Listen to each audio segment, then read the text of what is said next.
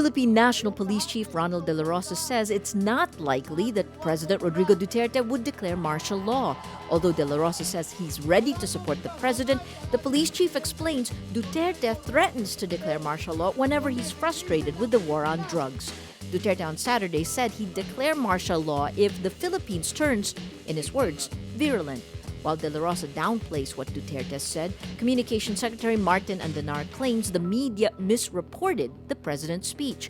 But video from state television Saturday shows Duterte saying in no uncertain terms he will declare martial law, quote, to preserve the nation. If I have to declare martial law, I will declare it.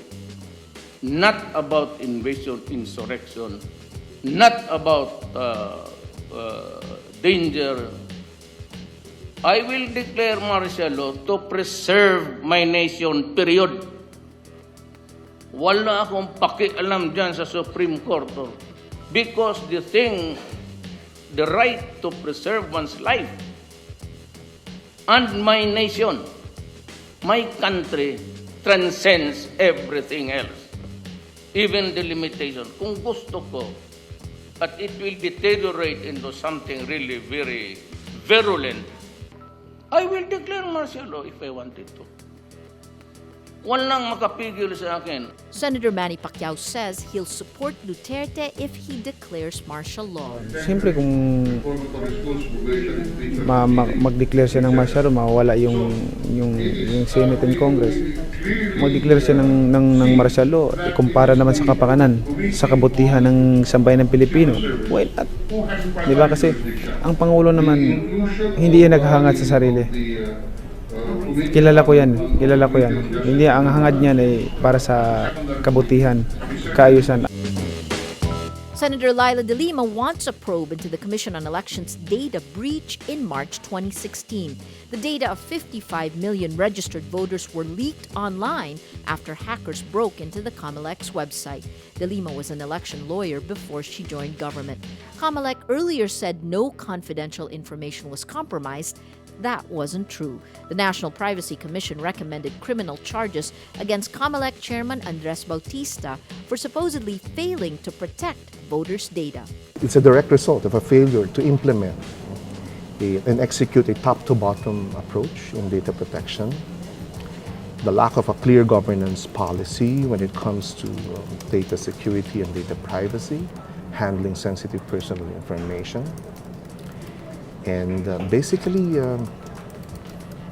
the hands-off policy that Chairman Andres Bautista took as chairman, as head of agency. Philippine National Police Chief Ronald Dela Rosa says a retired police general with ties to the illegal drug trade helped another cop get a post in the PNP's anti-narcotics group. Senior police officer Ricky Santa Isabel is tagged as the mastermind in the kidnapping of South Korean businessman Ik Ju Yi in Angeles City, Pampanga last October. Dela Rosa says the retired official was named by President Rodrigo Duterte last year as one of 5 narco generals. But the PNP chief refuses to reveal the retired general's name. The 5 police generals Duterte accused include retired Deputy Director General Marcelo Garbo and retired Chief Superintendent Vicente Loot.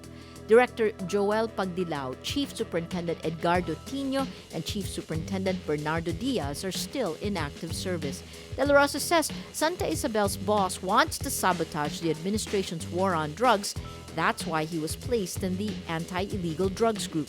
Santa Isabel denies the allegations, but the PNP says it has security footage from the kidnapping showing a van owned by Santa Isabel's wife, which the policeman allegedly uses.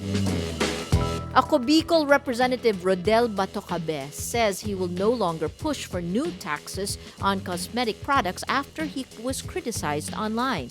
Batocabe says he won't get in the way of, in his words, happiness of Filipinos. He and Quezon City Representative Winston Castelo earlier filed a bill that would tax cosmetic products by 30%.